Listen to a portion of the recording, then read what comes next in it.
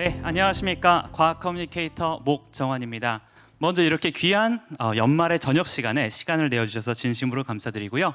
대한민국 과학기술대전은 온택트 시대에 그동안의 성과를 온라인을 통해서 국민분들께 공유하고 그리고 과학기술로 만들어갈 미래를 함께 꿈꿔보는 대한민국 최대의 과학문화 행사입니다. 제가 진행을 맡은 겨울밤 과학 산책 프로그램은요.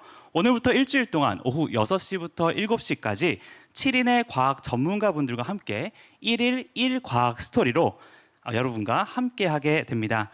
매일 이 시간에 여러분들께서 궁금해하시는 다양한 과학 주제가 있을 텐데요. 그것들을 모아서 과학기술 연사분들이 귀에 쏙쏙 들어오고 생활에 도움이 되는 쏠쏠한 지식을 알려드리는 콘서트다라고 말씀드릴 수 있을 것 같습니다.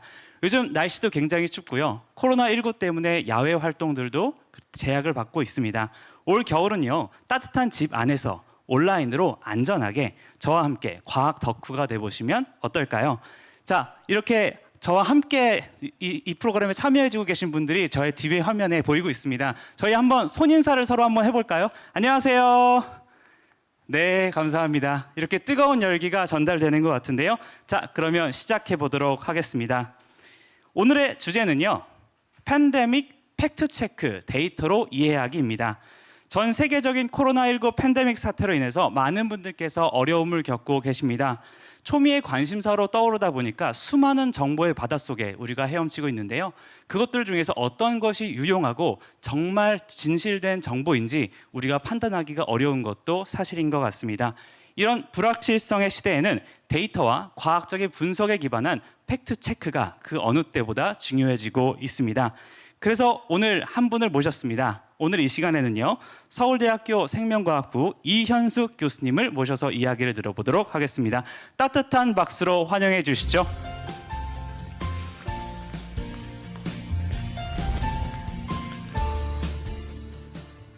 안녕하세요. 저는 서울대학교 이현숙입니다. 이렇게 뜻깊은 행사에 초대해 주셔서 감사드리고요.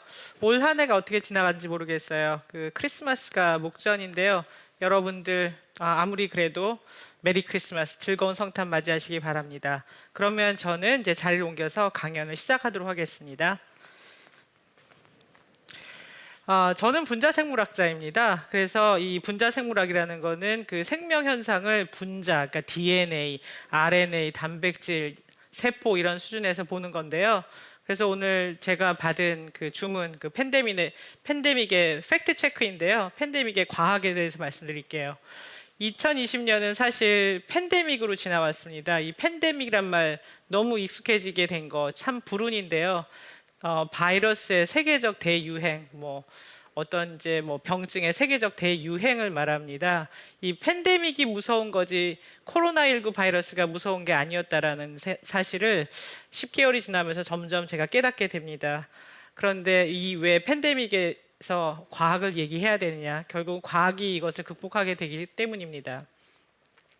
이게 제가 이제 백신 데이터만 몇 개 추려가지고 올라왔는데도 너무 수없이 많은 뉴스들이 나오고 있어요. 그래서 어떤 게 맞는 얘기냐고 물어보시는 분들이 너무 많습니다. 그래서 황당 음모론까지 있다고 해서 모더나 백신 맞으면 내 DNA 바뀌냐, RNA 맞았으니까 내 몸의 유전체가 바뀌는 거 아니냐라는 얘기까지 있는데, 자, 이러한 뉴스의 홍수가요, 사실 우리를 참 두렵게 합니다. 왜냐하면 아는 게 없는 것 같기도 하고 너무 많은 뉴스 속에서 어떻게 판단해야 될지 모르기 때문입니다. 이럴 때 하필이면 2020년 저의 모토가 된 말인데요. 이 뉴욕타임스에서도 똑같은 말을 하고 있더군요. 불확실성의 시대에는 사실, 즉 데이터가 길을 안내할 것이다. 이 주제를 가지고 우리가 이 팬데믹에 대해서 어떤 것을 알고 있고 알아왔으며 그리고 앞으로 어떻게 해야 될지에 대해서 좀 지혜를 모아보도록 하겠습니다. 이게 제가 이제 금요일, 그러니까 지난 17일이었던 것 같은데 슬라이드를 보내면서 재단에 보내면서 존스홉킨스의 대시보드라고 있어요. 그러니까 존스홉킨스 대학에서 모든 데이터, 역학 데이터들을 다 모아서 매일매일 전 세계 글로벌 데이터를 발표하는데, 그때 보니까 7,500만 사람들이 이제 그 감염이 됐었고요. 이 지도를 보시면 빨갛게 나오는 이 모든 게 보면 전 세계가 지금 바이러스의 그 고통에 시달리고 있다는 것을 볼 수 있습니다. 그리고 맨 밑에 보시면 노란 그래프가 확진자가 점점 증가하는 모양새인데 그 꺾일 기세가 안 보이고 있는 그 추세입니다. 자, 뭐 우리 질병관리청의 데이터도 있지만 어쨌든 이 굉장히 무섭게 퍼져나가고요. 오늘 제가 데이터를 다시 봤더니 더 많이 늘었죠. 그래서 금요일하고 오늘 사이에 3일밖에 안 되는데 뭐 두 번째 자리가 막 바뀌는 정도의 수준입니다. 그래서 각 나라의 데이터도 그렇게 좋지는 않습니다. 겨울인 만큼 퍼지고 있죠. 자, 우리나라 데이터를 질병관리청이 아니라 똑같은 존스홉킨스 대학의 대시보드에서 한국 거를 가지고 왔어요. 한국 걸 가져왔더니 우리의 데이터는 뭐 훨씬 더 양호하긴 합니다. 47,515명. 그렇지만 우리나라의 인구를 생각하고 그동안의 방역을 생각해 보면은 요새 좀 더 두려운 것이 사실입니다. 오른쪽 밑에 보시면은 노란 선으로 되어 있는 그래프가 저것이 결국 우리가 지금 제 세 번째 그 3차 유행기에 들어와 있고 이 3차 유행기는 1차보다도 더 크다라는 걸 잘 보여주고 있습니다. 이런 데이터들을 왜 매일 발표하느냐? 두려움에 떨게 하려는 게 아니고 그다음에 경각심만 가지게 하려는 것이 아니고 이 안에는 수없이 많은 그 과학이 숨어 있습니다. 그래서 팬데믹을 알아가는데 굉장히 중요한 데이터가 되고 있고요. 이것을 근거로 상당히 많은 역학 모델링까지 하고 있어서 우리가 이제 수기로 작성하는 그러한 그 정보들도 있지만 그거보다는 컴퓨터 모델링까지 포함해서 어떠한 대처를 해야 되는지에 대해서 그 지혜를 모으고자 이런 데이터들을 모으고 있는 것입니다. 이건 역학 데이터인데요. 자, 보시면 오늘 또 이렇게 우리나라 또 엄청나게 늘었죠. 그래서 지금 우리나라 상황도 그렇게 좋지는 않지만 사실은 어느 정도는 그 겨울의 효과와 뭐 여러 가지가 맞물린 것 같아서 그렇게 막 너무 비관적으로만 생각하지 않고 어쨌든 현재 상황에선 최선을 다해서 개인 방역을 하는 것이 도움이 되지 않을까라고 생각합니다. 자, 이 팬데믹의 주범은요 사실은 호흡기 바이러스예요. 그러니까 호흡기 바이러스라는 게 중요합니다. 자, 실제로는 어떠냐면 호흡기 바이러스가 처음 나온 것이 아니고요. 우리 주변에는 정말 많은 바이러스들이 우리를 공격하고 있었어요. 근데 우리 면역계가 그것을 감당을 잘해서 물리치고 있는 거죠. 매일매일. 사실이 이렇습니다. 이게 사실은 아주 크루드한 그 상식인데 감염되려면 1,000개 정도의 바이러스가 필요해요. 뭐 이래도 다 거의 극복합니다. 그리고 비말로 이제 전염이 되는데 호흡기 바이러스는 비말 하나에 한 3,000개 정도가 있다고 생각을 하고요. 기침을 하면은 3만 개 정도의 비말이 날린다고 생각을 합니다. 그리고 감염자가 재채기를 하면 2억 개 정도의 바이러스가 나오는 것이고요. 숨 쉴 때 33개 정도 1분에 평균 하루 1억 개 바이러스를 호흡합니다. 이러면 좀 마음이 안정이 되신가요? 그러니까 호흡기 바이러스는 항상 우리 주변에 있었죠. 우리 면역계가 그것을 퇴치하는 것입니다. 자, 그런데 코로나19 바이러스는 도대체 뭐가 다르냐? 호흡기 바이러스 중에 하나이고 별개 다른 게 아닌데 바로 이 팬데믹이 다른 것입니다. 코로나19는 팬데믹을 이뤘기 때문에 이것이 무서운 것이죠. 자, 그것에 대해서 좀 얘기를 하기 위해서는 감염의 세포학을 좀 이야기하겠는데요. 이 바이러스의 정식 명칭은 SARS-CoV-2입니다. SARS 바이러스, 사촌이라는 얘기고요. RNA 바이러스라서 이 RNA 바이러스라는 얘기는 한 바이러스가 들어가지고 막 복제를 해요. 그때 이 RNA가 주체가 되는 것입니다. 그리고 감염될 때 이 코로나 이름을 얻었던 주체, 저 스파이크 돌기가 세포에 감염을 하는 것입니다. 어떻게 들어가느냐? 비말에 담겨서 들어가죠. 3마리, 4마리만 있는 건 아니고 1,000개 정도 들어있다고 말씀드렸습니다. 1,000개 정도가 이제 세포, 즉 이 코로나 바이러스의 코로나, 즉 스파이크가 만날 수 있는 딱 궁합이 맞을 수 있는 수용체 ACE2라는 엔지오텐신 컨버팅 엔자임 2가 있는 세포만 합니다. 감염이 되기 위해서는 그냥 붙여서 끝나는 게 아니라 그 템프레스2라는 것이 그걸 잘라주고 그리고 퓨전 프로틴이 같이 붙어서 이 바이러스가 세포 내로 들어갈 수 있도록 즉 이제 세포 내로 유입되는 과정이 필요한 거죠. 세포 내로 들어가면 바이러스에 그 RNA가 들어갑니다. RNA가 들어가 가지고 얘가 뭘 하냐면 얘의 목적은 단 하나. 바이러스는 바깥에서는 생명이 아닌데요. 세포 내로 들어가면 유일하게 원하는 것은 계속해서 증폭만 하는 겁니다. 그래서 세포의 여러 가지 그 분자 기구를 이용해서 계속 복제를 해요. 이 바이러스가 가지고 있는 그 복제 효소는 RNA 중합 효소입니다. 우리 세포에 원래 없는 그걸 통해서 계속 만들어내면 얘네가 다시 그 보자기에 쌓여서 밖으로 나가게 되는 것입니다. 이 감염의 세포학을 왜 알아야 되느냐? 이것을 아는 것이 바로 어느 것을 타겟해서 말하자면 치료제를 만들 수 있을지 아니면 우리 면역계가 어떻게 움직일지 알기 때문입니다.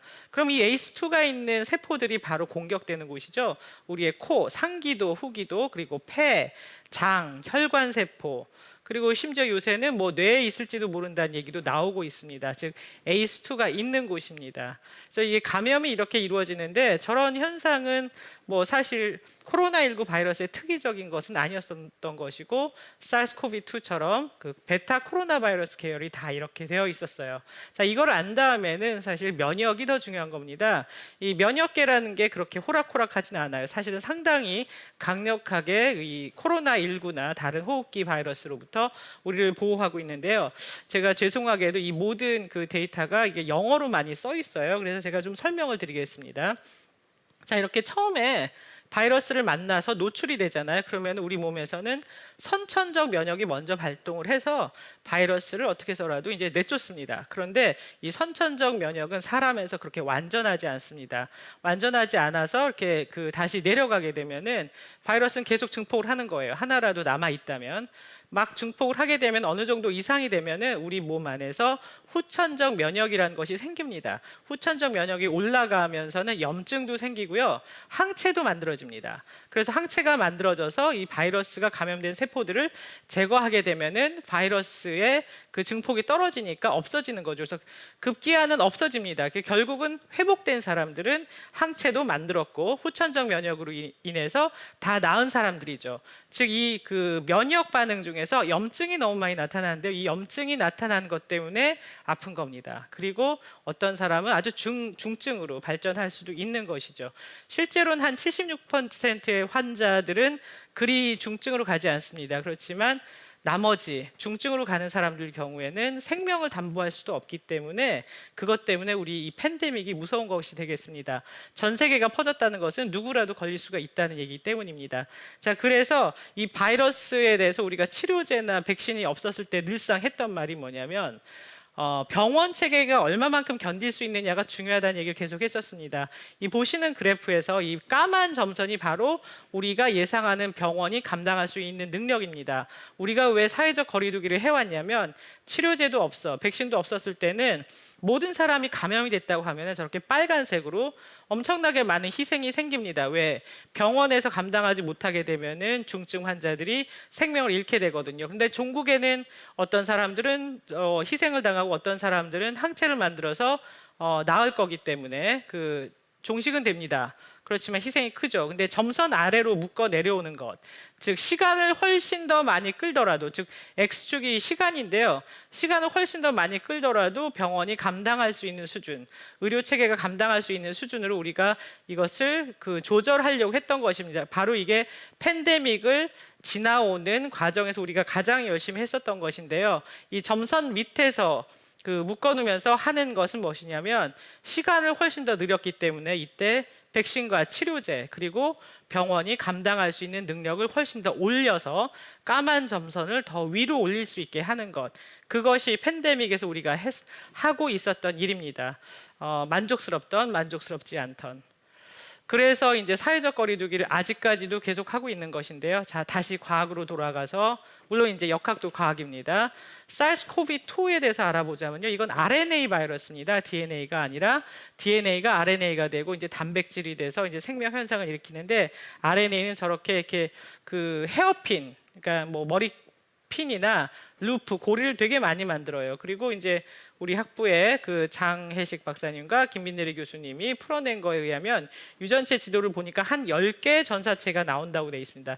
이런 거 왜 밝히느냐, 왜 중요하느냐, 이거를 알면은 유전체의 서열을 알기 때문에 진단도 할 수 있고 어디를 타겟해서 치료제를 만들 수 있는지를 알아가게 되기 때문입니다.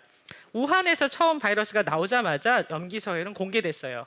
전 세계에 공개했습니다. 그래서 우리나라에서도 즉각적으로 했었던 것이 메르스의 교훈을 얻어서 진단을 빨리 하자라고 해가지고 핵산 증폭법을 이용한 그 진단 키트를 만들기 위해서 당시의 질본이 서울역에서 회의를 해서 이 시퀀스의 어떤 프라이머, 즉 어디를 초점으로 해서 증폭을 할 수 있는지를 하는 그 정보를 공개를 했습니다. 그래서 회사들에서 그걸 만들었는데 왼쪽에 보시는 그 RT-PCR이라는 게 바로 그겁니다.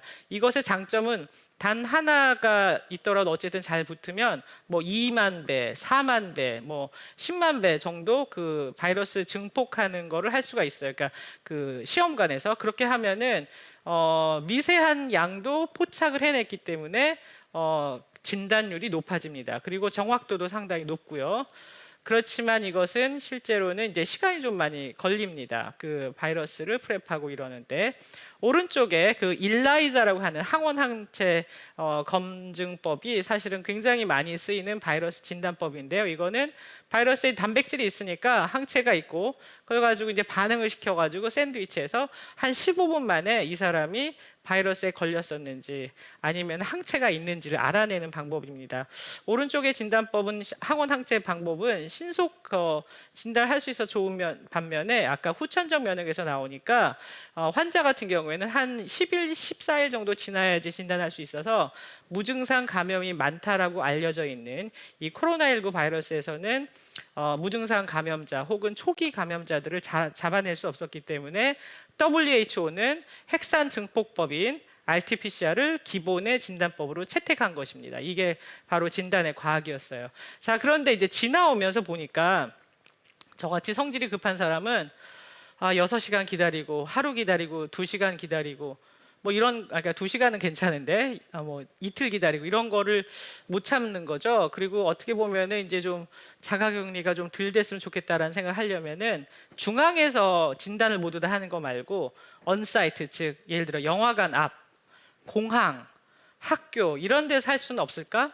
자, 바로 그 장소에서 1시간 만에 해낼 수는 없을까? 그러면 누구는 들어가도 되고 누구는 학교 오지 말아야 되고 이런 거 알 수 있잖아 라는 생각을 하게 되죠. 바로 그게 이제 중앙과 대별되는 언사이트 방법이 되겠는데 이때도 진단의 관건은 빨리 정확하게 그리고 또 가격도 낮게 테스트하는 것인데요. 그런 노력을 과학계에서 해왔어요. 저도 사실 3월 달부터 계속 이거를 개발해야 된다고 생각을 했었는데 여러 가지 제약이 있었습니다. 뭐 실력은 모자란 게 아니고 그런데 여튼 미국과 영국, 뭐 오스트레일리아, 오스트리아 이런 데서 이걸 많이 했어요. 그래서 임신 진단 키트처럼 15분 만에 알아내면 참 좋은 거죠. 그게 바로 홈 테스팅이라고 불리는 방법인데요. 지금 FDA에서 하나를 허가를 했습니다.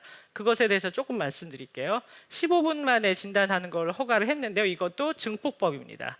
자, 그 전에 그 올해 노벨 화학상이 유전자 편집, 유전자 가위라고 불리는 그 크리스퍼에 주어졌는데요. 왜 이게 크리스퍼에 주어졌느냐? 전 사실 이제 이걸 예상을 했습니다. 원래 한 5년 전서부터 크리스퍼 유전자 가위는 그 받을 거란 예상을 많이 했었는데 특히 올해 받은 이유는 하나는 뭐 특허 분쟁이 풀려서도 그런데 다른 하나는 바로 이 크리스퍼가요. 공공의 목적으로 쓰였기 때문입니다.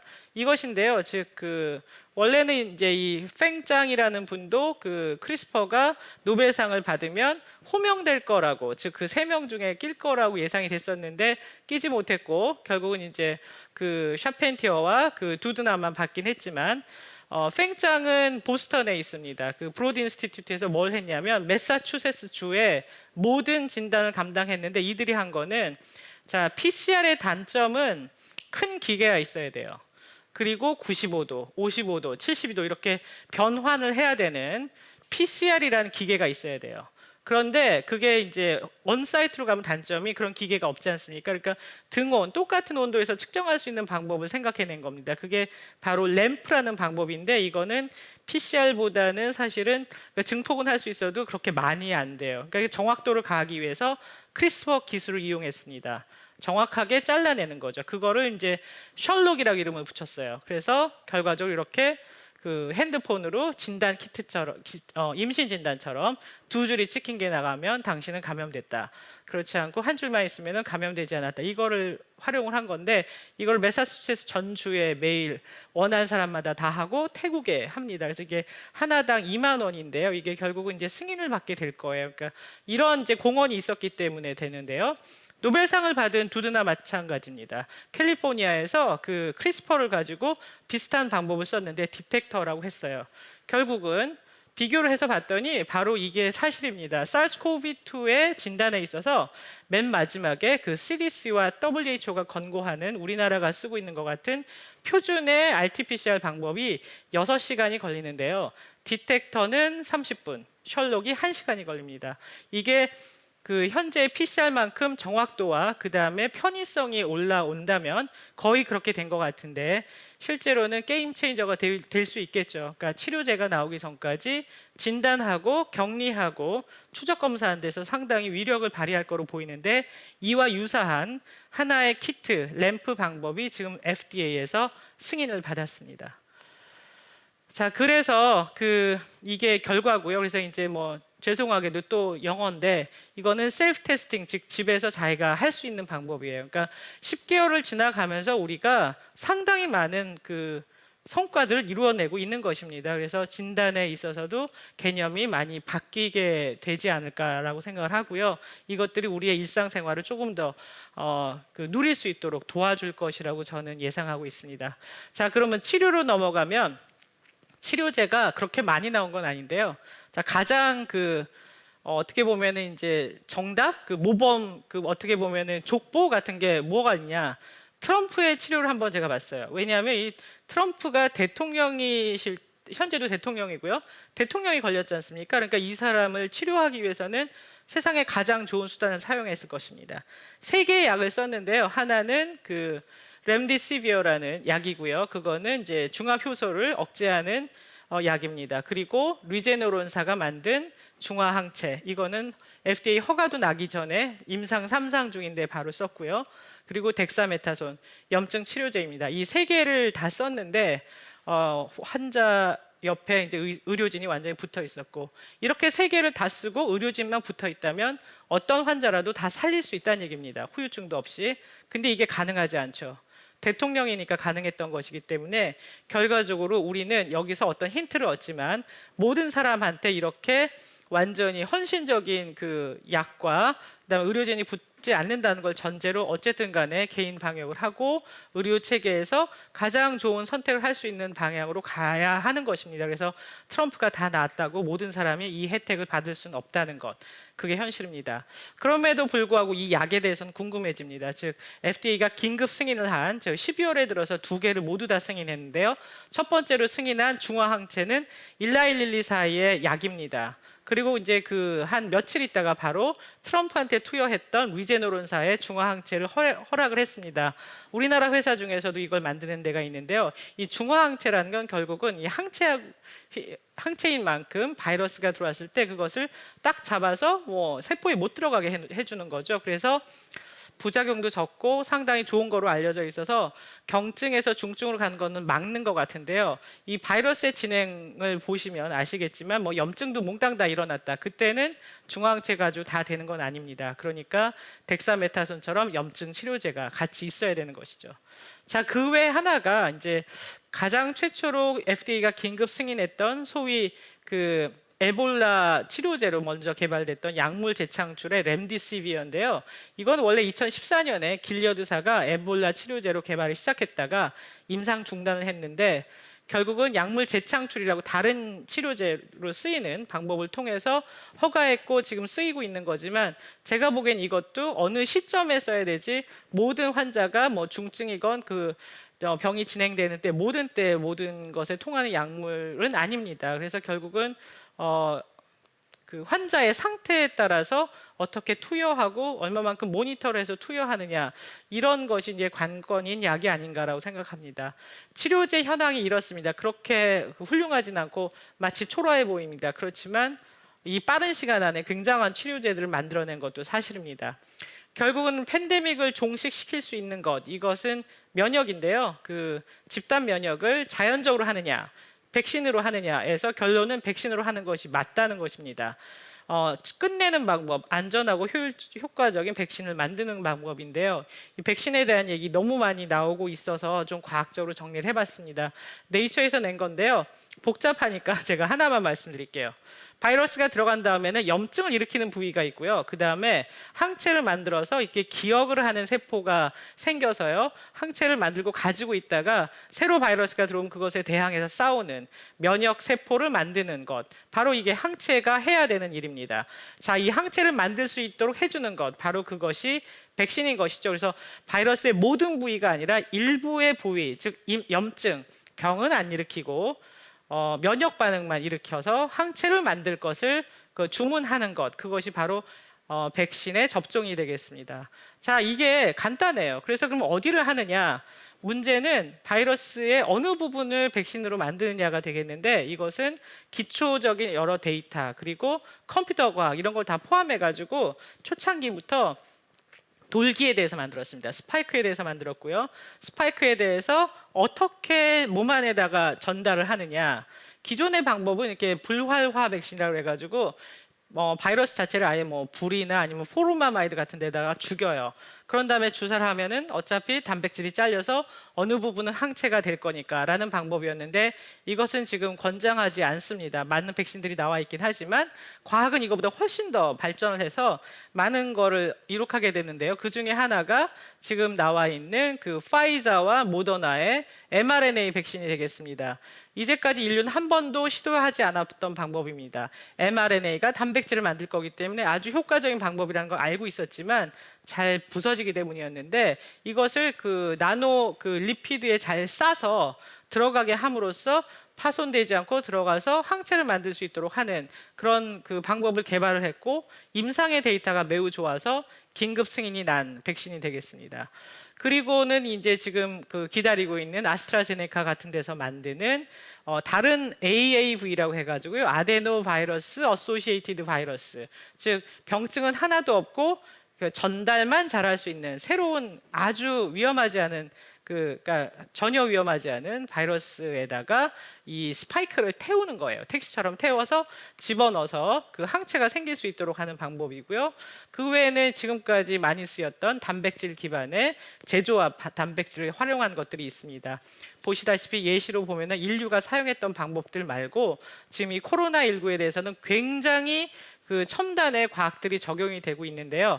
하나 말씀드릴 것, 이 첨단 과학이 우리 실험실 수준에서 몰랐던 것이어서 발명을 저들이 한 것이냐? 전혀 그렇지 않고요. 실험실에서 항상 사용되고 있었던 것입니다. 즉 실험실에서 했다고 해서 모든 게 백신으로 이어지지 않습니다. 결국은 대량 생산, 임상시험, 그리고 운송까지가 모든 게 다 백신의 과학이라고 보시는 게 맞겠고요. 제일 중요한 거는 임상의 디자인, 결과가 어떻게 나오느냐, 인체에 주입됐을 때 그것이 되겠습니다. 자, 그래서 임상시험에 대해서 간단하게 말씀드릴게요. 임상시험이 일상이다라고 얘기하면 보통은 100명 이내를 얘기합니다. 전임상이다라고 하면 세포나 동물 실험을 얘기했던 걸 얘기해요. 그래서 현재 그 국제적인 규격은 전임상 이후에 임상 1상을 하도록 되어 있습니다. 임상 1상에서 결과가 좋으면 임상 2상을 들어갈 수 있습니다. 이것도 허가를 받아서. 그래서 이제 수백 명 이내를 하고요. 임상 3상은 수백 명에서 수천 명, 수만 명을 합니다. 그러고 난 다음에는 안전하다라면 제조가 들어가니까 이 과정이 얼마나 걸리느냐? 보통은 평균적으로 신약이나 백신 개발에 약 10년이 걸리는데요. 이렇게 하면 우리는 팬데믹을 10년을 겪어야 되지 않습니까? 사람들이 이렇게 살면 안 되는 거죠.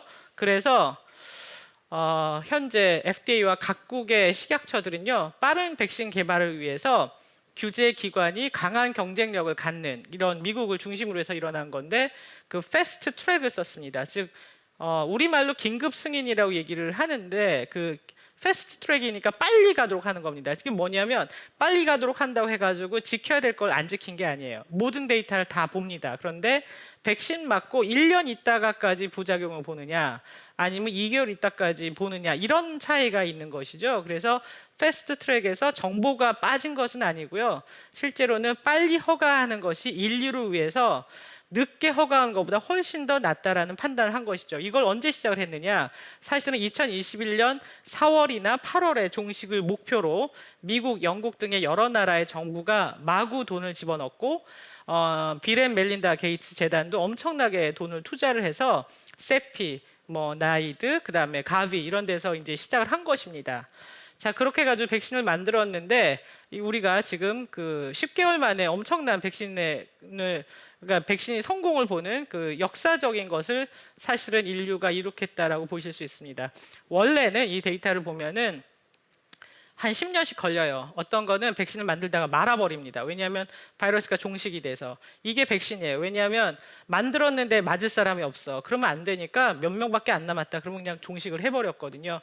그래서 처음에 그 코로나19 팬데믹 시작이 됐었을 때는 백신 개발의 현황을 보면은 이 속도를 못 쫓아갈 것 같아서 매우 두려웠는데 결국 우리의 그 엄청난 인류의 진보, 즉 과학은 이걸 해결을 했습니다. 그래서 굉장히 빠른 속도로 백신을 만들고 임상 시험을 했고 좋은 결과를 가지고 지금 그 접종이 시작된 것이라고 보시면 되겠습니다. 그래서 이것은 이제 공식적인 데이터인데 얼마 전까지 저기에 어프로브라고 해서 승인 난 게 없었는데 지금 벌써 2개죠. 그래서 코비드 19의 백신이 처음으로 이제 영국에서 90세가 넘으신 그 여성분한테 투여가 됐어요. 이게 사실은 역사적인 날이 맞습니다. V-Day라고 했는데 승리의 데이일 수도 있고요. 백신 데이일 수도 있습니다. 결국은 종식이 될 수 있을 거다라는 희망을 보여주는 데이터입니다.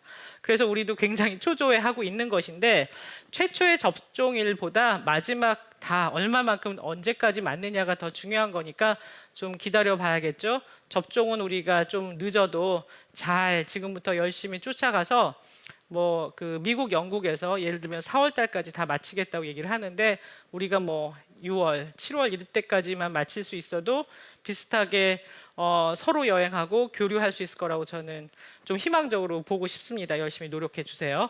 자, 그래서 이제 현재 현황인데요. 이게 회사들이 낸 거예요. 그러니까 이거를 이제 뉴욕 타임스에서 모두 다 취합을 한 건데 오늘 데이터 봤더니 여기에 2개가 더 올라가 있습니다. 즉 중국에서 AAV 백신, 즉 아스트라제네카하고 비슷한 것들이 2개가 더 올라가 있어요. 저희 캔시노, 뭐 이런 거. 그러니까 지금 뭐 중국 백신은 모두 다 불활화 백신이라고 얘기하시는 건 사실은 사실관계가 틀리고요.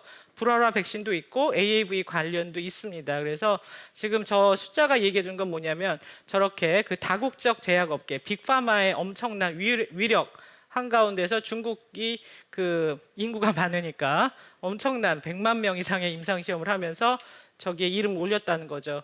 저 데이터를 봤더니 12월 14일자로 우리나라의 2개 회사가 일상에 들어간 것으로 되어 있었습니다. 자, 일상과 삼상은 사실 엄청난 차이가 있습니다.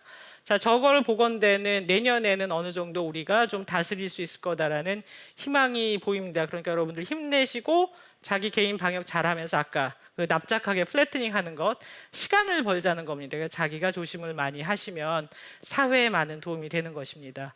자, 그 백신을 왜 우리나라가 못 만드냐는 얘기를 제가 너무 많이 들었어요. 마치 이제 뭐 연구 수준이 올라가는데 왜 못 만드느냐, 아니면 너네 그 뭐 연구실에서 그렇게 밤늦게까지 하던데 그다음에 우리나라 제약업계가 만든다고 막 하는데 우리나라 백신 만들어야 되는 거 아니에요?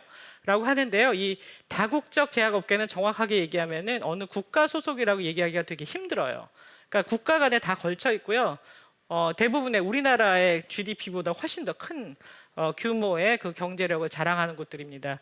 이런 데서는 실험실 수준에서 개발을 하지만 그거를 대량 생산하고 임상 시험하고 이 모든 실력이요 모두 다 조화를 이루는 것입니다. 그런데 우리나라는 빠른 속도로 과학력을 따라잡았지만 실제로 임상 시험을 대단위로 전 세계를 대상으로 해본 적이 없고요.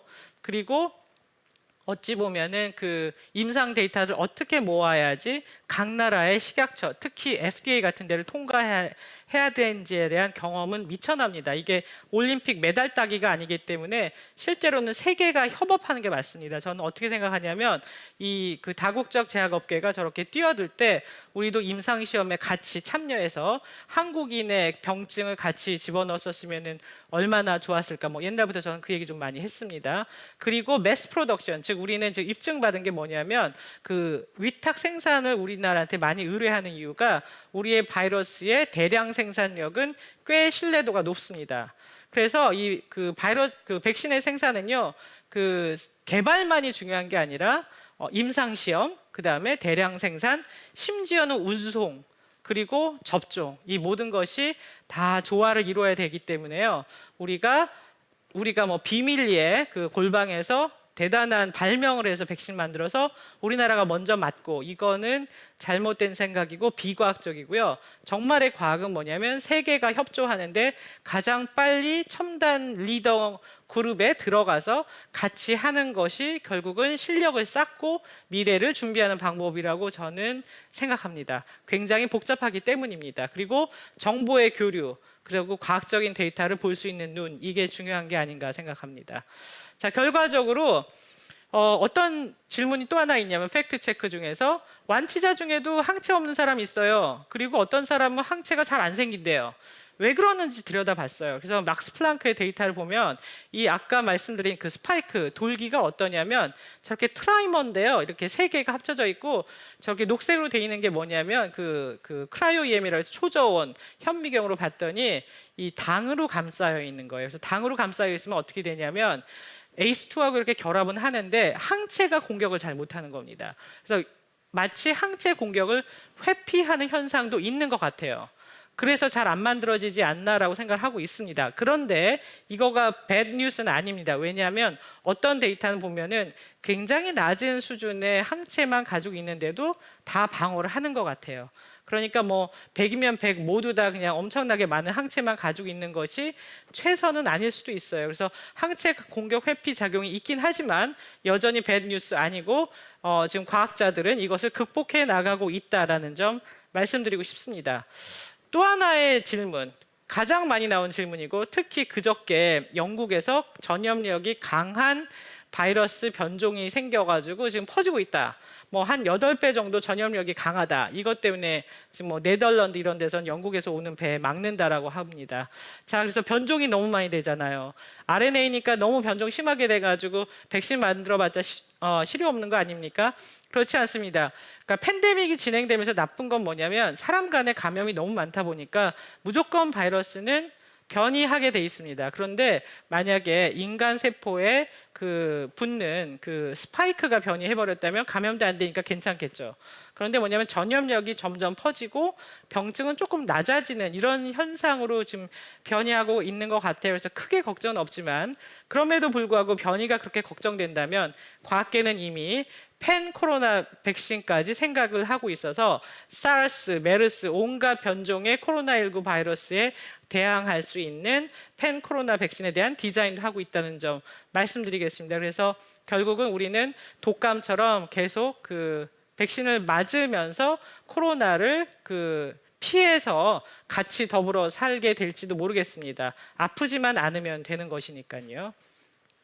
그래서 마지막으로 제가 드리고 싶은 말씀은 결국은 76%는 무증상이거나 경증이라고 합니다. 그런데 비만, 대사성 질환, 그다음에 고연령, 고령층, 그리고 심지어는 어떤 젊은이는 이제 어떤 사람은 다 대부분 괜찮은데 그 사이토카인 폭풍도 얻는다고 하죠.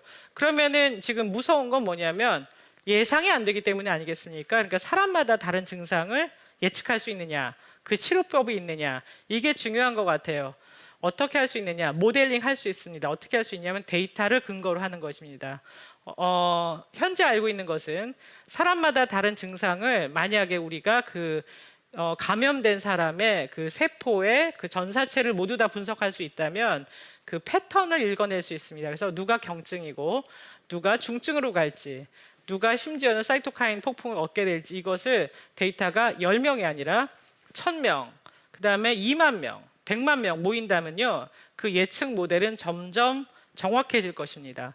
그걸 통해서 우리가 중환자와 경증 환자, 그리고 뭐 그냥 대기해도 되는 사람 분별해낼 수만 있다면 병원의 그 부담은 훨씬 더 덜어질 것이고 우리는 그래도 이 바이러스를, 팬데믹을 다스릴 수가 있겠죠. 근데 안타까운 점이 무엇이냐면 지금 우리나라 같은 경우에 저도 이 컨소시엄에 참여를 했었는데 환자들이 그 동의를 잘 안 해주십니다. 그리고 지금 그 병원 여러 시스템에서 이게 그 개인정보에 다 막혀 있는데 사실은 감염병 특별법에 의하면 실제로 그 공공의 목적을 위해서는 환자들이 그 감염자들이 적극적으로 협조하는 것도 필요하다고 보여집니다. 이게 왜 필요하냐면은 나만이 아니라 우리가 더불어 살아야 되기 때문이고요. 미래를 대비해야 되고 그리고 우리 사회가 안전해야 되기 때문입니다. 그래서 뭐 서양의 그 코케이션의 데이터만 있어서는 안 되고요. 사실 유전체가 많이 다르기 때문에 동양 사람들의 데이터, 특히 우리나라 사람들의 데이터들이 많이 있어야 되니까 혹시라도 그 생각 있으신 분들은 혈액 정도 그냥 그 공유하는 것이거든요. 이런 거에 열심히 참여해 주시면 그 혈장 치료제 만드는 거 못지않게 중요한 기여를 할 수 있다는 점 꼭 말씀드리고 싶습니다. 이 점 때문입니다. 어떤 경우는 저기 아시아인들이 좀 증상이 덜하다는 얘기도 있어요. 그래서 유니스트의 박종화 교수님하고 저희가 같이 봤더니 그 바이러스가 들어갈 때 활성화시키는 이렇게 잘라주는 엔자임인 템프레스2를 봤더니 서양 사람들 것과 우리나라 사람들 거에 약간의 차이가 있었어요. 그걸 모델링을 해봤더니 유의미한 곳에 차이가 있는 것이 보였습니다. 그래서 이거는 생물 정보학을 통해서는 그럴 거다라는 유전적 이형성이 중증도에 차이를 주겠다라는 생각을 할 수 있었는데 이건 현재 받아들여지는 그 여러 가지 모델입니다. 그러나 이게 진짜로 그런지를 밝혀내야 되지 않겠습니까? 근데 사람한테 주입할 수 없죠. 그래서 저희가 그것을 바깥에서 미니 장기를 만들어서 모델링하는 방법을 이제 연구를 하고 있습니다. 이런 연구 왜 하냐? 뭐 2021년 4월이나 8월에 뭐 코로나19 바이러스는 하나도 안 중요해질 텐데요. 왜냐하면 이런 것들이 계속해서 쌓여서 미래의 감염병 X 어떤 것이 온다 하더라도 우리가 무엇을 하고 무엇을 준비해야 되는지 알아낼 수 있기 때문입니다. 그래서 연구는 끝까지 가야지 그게 소득이 돼서 재산이 돼서 미래를 준비한다는 점 말씀드리고 싶습니다. 자, 그래서 이제 저의 마지막 그 코멘트 같은 것이 되겠는데요. 제가 사실 1월 달에는 무시한 바이러스였고요. 그 다음에 2월 달부터는 이거 팬데믹이 되겠네라고 생각한 바이러스였고 팬데믹이 되었고 그리고 오늘 12월 그 크리스마스에도 이렇게 비대면으로 하게 될지는 몰랐었습니다. 백신은 한 10월에 나와서 11월에 나와서 맞게 되고 우리는 괜찮을 줄 알았는데 우리의 예상을 뛰어넘었어요. 사실은 마음속으로는 알고 있었는데 그러지 않기를 바랬는데 결국은 이제 예상대로 되고 말았는데요. 그러면서 저도 생각이 많이 변했습니다. 과학자로서 뭐냐면 과학은 우리의 경제력을 뒷받침하는 것 아니면 너무너무 힘든 난치병만 치료하는 것 이렇게 그 기절을 제공하는 것 이런 생각을 많이 했었는데 그거보다 어쩌면은 인류 공공의 가치를 위해서 공중보건이 훨씬 더 중요하다. 뭐 이런 생각을 좀 하게 됐습니다. 그래서 아주 뭐 사실은 아주 유명한 저널이 아니라도 작은 저널에도 계속해서 의미 있는 데이터를 내는 것. 그러니까 무시하던 코로나가 이렇게 우리를 괴롭힐지 누가 알았겠습니까? 그런 생각의 그 발전이 있었다는 점이었고요. 또 하나는 앞으로 우리가 이런 일이 일어나면 안 되기 때문에 그 방역 당국과 우리 모두가 힘을 합쳐야 되는데 뭐냐면 세계적 팬데믹이 되니까 사람을 차별하기 시작합니다. 너 백신 맞았어? 백신 맞았으면은 항체 있으면 비행기 타도 돼. 그런데 백신도 안 맞았고 항체도 없어. 그리고 너는 음성이라는 증명서도 없어. 그러면 여행 오지 마. 이렇게 될지도 모른다는 거죠. 실제로 몇 개 미국의 그 항공업체가 면역 여권이라는 거를 생각을 하고 있고요. WHO는 최근에 면역 증명서라는 생각을 하고 있어요. 왜냐하면 세계는 연결되어 있고 우리는 여행을 해야 되는데 여행을 못하면 안 되기 때문인 거죠. 자, 이런 상황에서 우리가 잘못해서 너무 백신이 늦어지거나 아니면 우리가 방역에 실패를 하게 된다면 훌륭하게 앞에서 해왔지만 마무리가 잘 안 돼서 내년에 우리가 경제적으로 그 다음에 세계와 교류하는 면에서 떨어지는 불행이 찾아올지 모릅니다. 이런 일이 절대로 일어나면 안 되기 때문에 우리 모두 다 지금 어쨌든 협조해야 되고 그리고 늦었다고 생각할 때가 더 빠를 수도 있는 거죠. 그래서 준비대가 없는 것도 아니고 그래서 여러분께서 협조하고 기다리면은 실제로 내년에는 어느 정도 극복이 될 거라고 저는 긍정적으로 생각을 하고 있습니다. 마지막은 결국은 이거겠죠. 앞으로의 과학 어떤 것이 되어야 할 것이냐. 저는 데이터의 중요성, 데이터를 통해서 커뮤니케이션 하는 것 매우 중요해질 것 같고요. 또 하나는 모든 걸 다 병원 가서 해결해야 되느냐. 모든 걸 다 내 진단이 어떻게 될지 24시간 동안 기다려야 되느냐. 그게 아니라 홈 테스팅, 그다음에 셀프 케어 이런 것들이 어느 정도 뒷받침이 되고 그 데이터를 병원과 커뮤니케이션 할 수 있다면 실제로 병원이 감당할 수 있는 수준만 된다면 이후에 감염병 X가 온다 하더라도 실제로 우리는 훨씬 더 그 편안한 생활을 누리게 될지도 모릅니다. 그래서 AI와 바이오, 그러니까 생명공학, 그리고 정보화 기술, 데이터 과학 이런 것에 엄청난 가속도가 붙어서 발전을 하게 되지 않을까라는 것이 저의 예상입니다. 결국은 그래서 로보트가 우리의 친구가 된다 이런 미래가 아니라 실제로는 데이터가 활용되는 것, 그것이 우리의 미래가 되지 않을까라고 생각합니다. 저 이상으로 모든 발표를 마치겠고요. 이것도 영어로 해서 대단히 죄송합니다만 이 발표 과정에서 상당히 많은 데이터와 그리고 정보를 제공해 주신 분들을 모두 다 에크놀로지를 했는데 특별히 저는 저희 방의 김형민 학생과 정수민 학생한테 매우 감사를 드리고 싶습니다. 이게 발표 자료 만드는데 도움을 주었을 뿐만이 아니라 저와 함께 지금 어떤 게 코로나19에 대해서 대응책을 만드는 모델링 하는데 같이 참여하고 있습니다. 이상으로 제 강연을 마치도록 하겠습니다. 감사합니다. 네, 교수님 감사합니다. 오늘 이렇게 사실 코로나19 바이러스에 대해서 정말 거의 모든 정보들을 네. 교수님을 통해서 얻을 수 있었던 것 같은데요. 저도 사실 유전학을 연구하고 있는 연구자긴 하지만 어떤 정보가 진짜인지 네. 거짓인지 판별하기가 쉽지가 않은데 네, 예. 오늘 강의를 통해서 더 많이 배워가는 것 같습니다. 오늘 라이브로 함께하고 계신 시청자분들도 그러하셨을 거라고 생각을 하는데요. 네, 그러면 이제 강연 전에 말씀드렸던 것처럼 오늘 주제에 대한 질의응답 시간을 좀 가져볼까 합니다. 사전에 저희가 궁금한 점들을 조금 받아봤습니다. 그중에 몇 가지를 질문 드릴까 하는데요.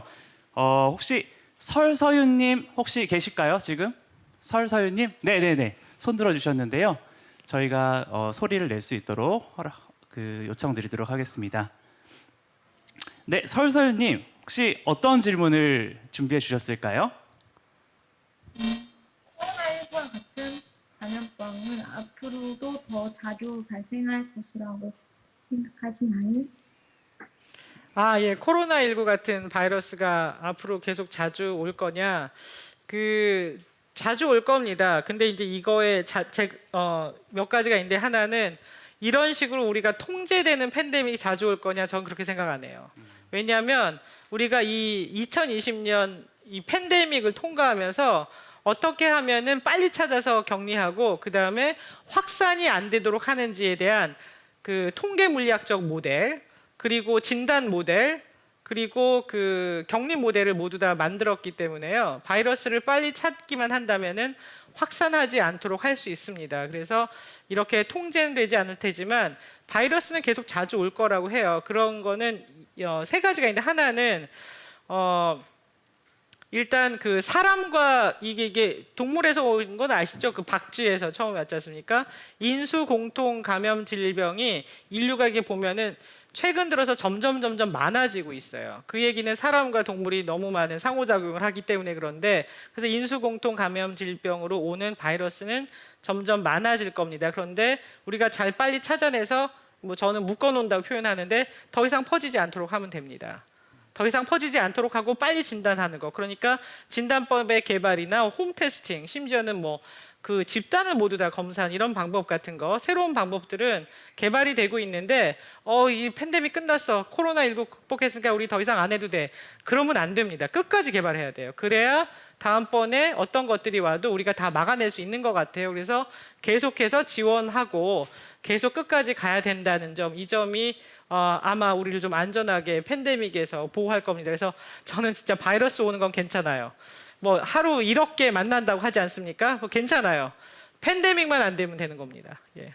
네, 좋은 질문 그리고 답변 감사드리고요. 또 두 번째 질문하고 싶으셨다라고 말씀해 주셨던 분이 연영주님 혹시 계실까요? 연영주님 손 한번 들어주세요. 연영주님. 네네네. 어떤 질문을 하고 싶으셨는지 직접 질문해 주시면 될 것 같습니다. 앞으로 변형을 일으킬 바이러스나 유행할 감염병을 미리 예측할 수 있는지 궁금합니다. 네, 저 질문 너무 솔직히 엄청나게 과학적이고 훌륭한 질문인데요. 네.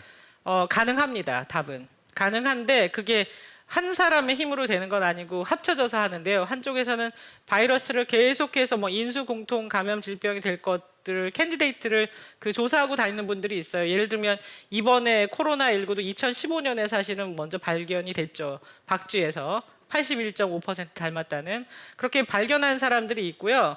그 바이러스 데이터 플러스 그다음에 어디서 확산이 그러니까 혹시 토마스 쿡의 그 감염병 바이러스라는 책을 읽어보면 나오는데 어느 지역에서 뭐 한두 명이라도 감염됐다라고 하면은 역학 전문가들이 거기를 갑니다. 그러니까 다른 나라라도 가요. 가서 확산이 되고 있잖아요. 그럼 빨리 얘기를 하죠. 그래서 거기다가 이제 뭐 더 이상 확산 안 되도록 묶어놓는 방법이 있습니다. 그거 플러스 또 하나는 예측 모델링이 지금 많이 발전했어요.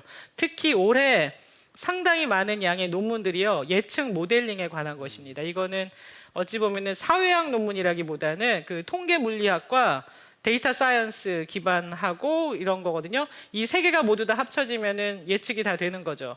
또 하나는 이미 우리는 경험하고 있어요. 독감 백신 보면 저 매해 맞아요. 저는 독감 걸리면 너무 심하게 아픈 게 싫어가지고 매해 맞는데 맞을 때 제일 신기한 게 그거 아니었습니까? WHO에서 공개해요. 올해는 이거 유행할 거니까 4개의 칵테일로 백신을 만듭니다라는 거. 그러니까 그게 뭐냐면 예측 모델이 있다는 것입니다. 그래서 코로나19도 계속 변형이 나온다 하더라도 예측 모델이 나올 것이고 우리가 뭐 제 예상으로는 어쩌면 그 신종 플루처럼 독감 백신 안에 포함되는 그런 현상을 보게 되지도 않을까 이런 생각을 하고 있습니다. 네, 사실 이렇게 밤낮 없이 네. 일해주시고 계시는 연구자분들이 계셔서 저희가 조금 더 안심할 수 있다라는 그렇죠. 생각이 예, 드는 예. 것 같습니다. 또 저희가 마지막으로 질문을 하나 받아보려고 하는데요. 혹시 신병덕님 혹시 함께 하고 계실까요? 신병덕님 손 한번 들어주시죠. 네네네. 직접 질문해 주시면 될 것 같습니다. 네, 교수님 강의 잘 들었습니다. 저는 고등학생 아이가 있는 학부모인데요. 네, 저희 아이가 그 팬데믹 바이러스에 대해서 이제 치료제라든지 네, 감염병 관련 그런 백신 개발 같은 바이오 산업에 굉장히 관심이 많고요. 네, 예, 또 그래서 본인 이름의 바이오 업체를 설립하는 게 네, 우리 아이의 꿈입니다. 네, 네, 그 꿈을 아빠인 제가 네. 돕기 위해서 어떤 준비를 하면 좋겠다 이런 가이드를 해주면 좋겠는데 네. 어떻게 하면 좋을까요? 네. 일단 대학을 갈 때 학과는요. 생명자가 붙은 데를 가면은 괜찮을 것 같지만 그게 아닌 전혀 다른 과를 가도 괜찮습니다. 제가 보건대는 현상적으로 어떤 과를 가도 결국은 다 요새는 생명공학을 하게 돼 있어요.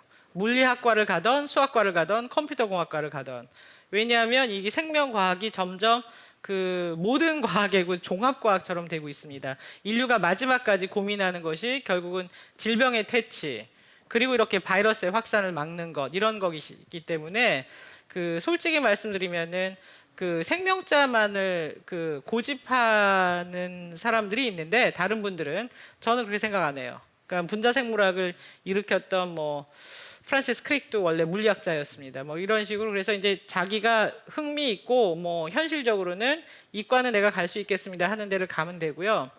의과대학만을 가서 해결이 되느냐 그건 또 아니에요. 의사들은 이제 환자를 만나는 거를 해야 됩니다. 그래서 제가 오늘 드리려는 메시지 중에 뭐가 있었냐면 사실 이건 진짜 종합과학입니다라는 얘기를 하고 싶었던 건데 보시면은 우리 목 교수님께서 말씀하신 것처럼 완전히 다 펼쳐져 있는 것 같지 않습니까?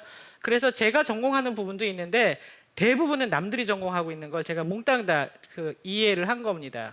자, 의사도 마찬가지인 거예요. 감염내과 의사나 역학 조사한 분이 전혀 다른 전공을 하고 있고요. 그 다음에 과학, 그 다음에 신약 만드는 거, 백신 만들고 대량 생산하고 임상시험하는 건 또 애나서 다른 얘기가 되기 때문에 그래서 그냥 꿈을 지원해 주시면 되고요. 그리고 바이오 업체 입학하거나 아니면 입사하거나 아니면 차리고 그러려면은 문제는 이게 전문가가 돼야 되거든요. 그래서 4년 대학 마치고 끝내는 거는 좀 불충분한 건 사실인 것 같아요.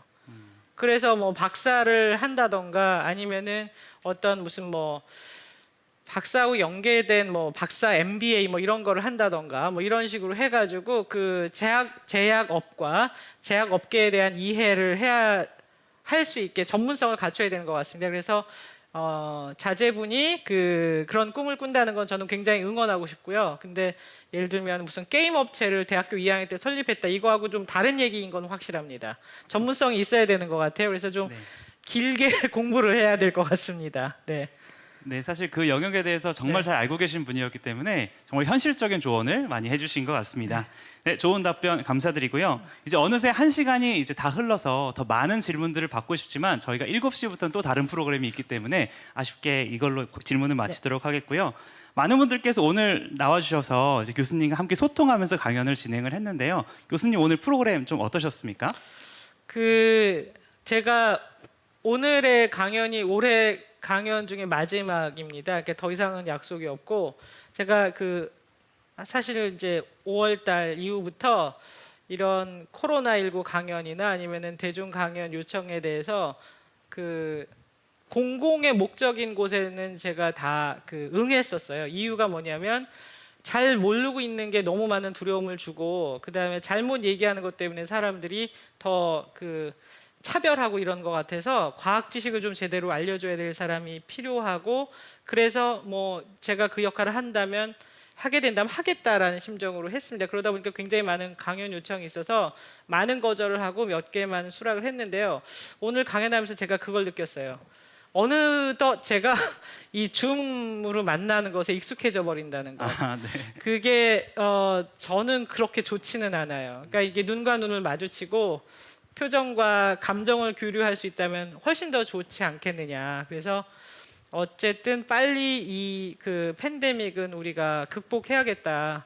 그래서 마스크도 벗고 생활할 그날을 빨리 앞당기고 싶다라는 생각이 듭니다. 그리고 크리스마스 앞에서 우리가 사람들 만나지 말자는 얘기 이거 너무 슬프잖아요. 그래서 다음부터는 내년에는 절대 이런 일이 없었으면 좋겠다는 생각이 들었습니다. 네, 감사합니다. 사실 내년에는 다 같이 만나서 그렇죠. 눈과 눈을 마주치면서 강연을 들을 수 있었으면 좋겠습니다. 오늘 월요일 저녁임에도 불구하고 많은 분들께서 함께해 주셔서 멋진 시간이 되었던 것 같습니다. 과학기술정보통신부에서 주최하고 한국과학창의재단에서 주관하는 겨울밤 과학산책 프로그램은요. 내일 이 시간에는 기후위기라고 하는 주제로 또 다른 전문가분과 함께 찾아뵙도록 하겠습니다. 줌으로 참석하신 여러분들 감사합니다. 다 같이 손인사 한 번만 더 할까요? 네, 감사합니다. 네, 지금까지 함께 해주셔서 감사하고요. 편안한 저녁 되십시오. 감사합니다. 감사합니다.